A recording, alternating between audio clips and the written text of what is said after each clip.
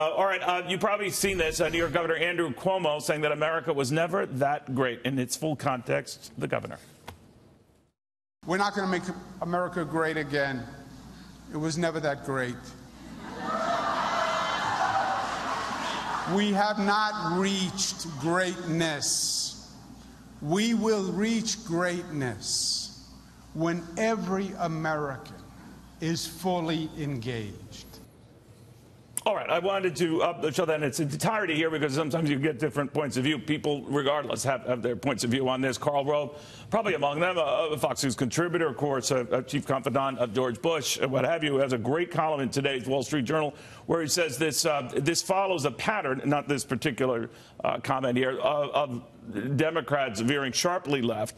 And Karl, it's always good to have you, but I want to quote something I found pretty riveting in your piece where you said, "Blame America First Democrats were briefly sidelined by Bill Clinton's presidency, but the mob is back," you write, "angrier and more negative about their own country than ever." And you an example of this anger on the left. But who's to say that might not be as widespread as people like Bernie Sanders and others argue it is? You say it isn't.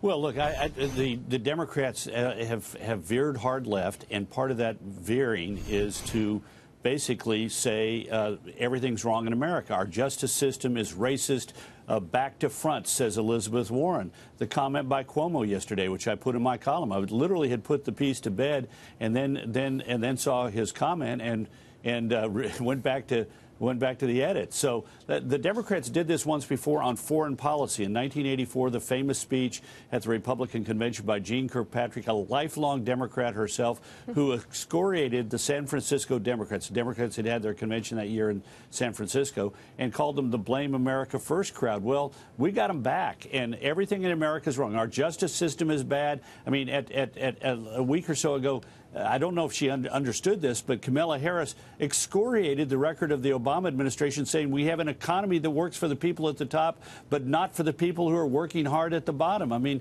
this kind of, America's terrible, America's bad, we've, quote, never been great. This is the kind of stuff that shows them out of touch with the views of average Americans. You could flip it around. I want to open up to the panelists here that is precisely the goal of Cuomo here, to reach out to those who feel that they're not part of this, that it's not all, roses for these people, and that it wasn't a matter of glomming on to the Trump supporters as well as everyone else who is looking around and feeling they're not part of this. What do you think? Well, look, I think it is possible to say that, to be aspirational, we can do better, without basically condemning America. You can always say we can do better, and you can be aspirational. When Ronald Reagan said that we can be the shining city on the hill, he didn't have to say America is a bad place and our system is broken and, quote, we've never been great. He could call upon the better angels of our natures to strive to be better, and that's what great leaders have always done.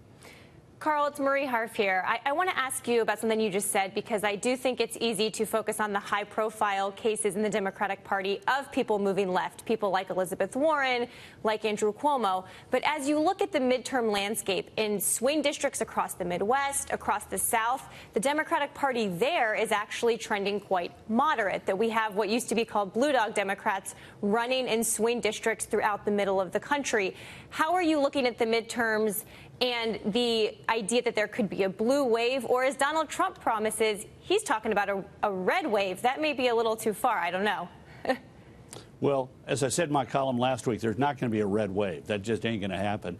I'm not certain I agree with the premise of your question. Yes, in some instances, the Democrats have nominated more traditional Democrats who can speak to the middle of American politics. But in other instances, they clearly have not. I mean, take Wisconsin 1, Paul Ryan's seat that's being given up.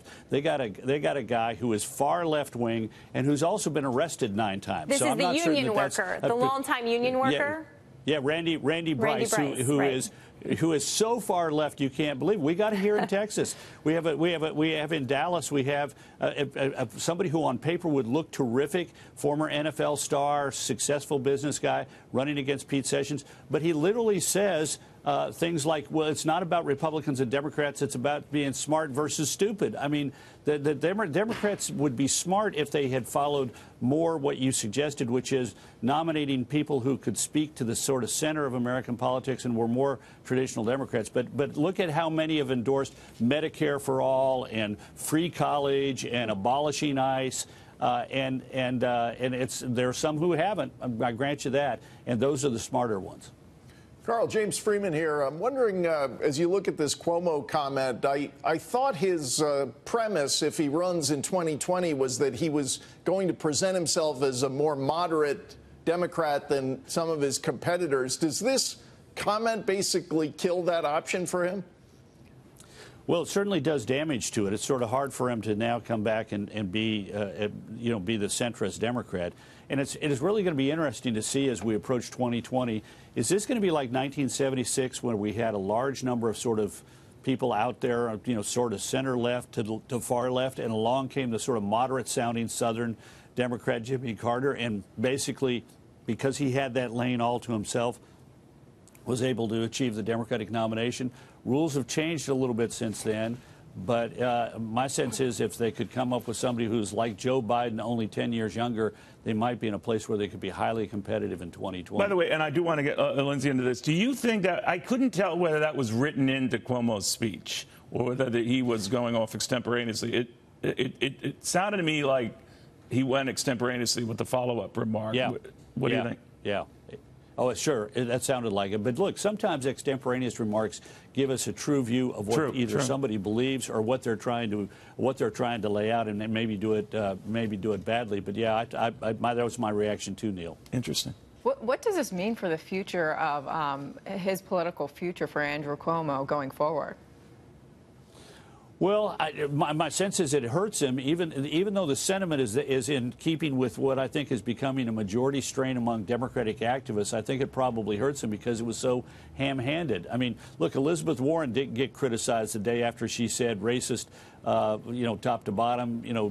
Cory Booker didn't get adverse national press after he said there are things savagely wrong in this country and injustice is now the new normal. I mean, so there's an acceptance of this, but this was particularly, I think, ham-handed. And again, in politics, sometimes people do the worst when they take something from the other side, in this case, Make America Great Again, and try and flip it to their own advantage. Now, it's smart if they can pull it off, but sometimes it comes across as really dumb when they can't pull it off, as Cuomo failed to do yesterday.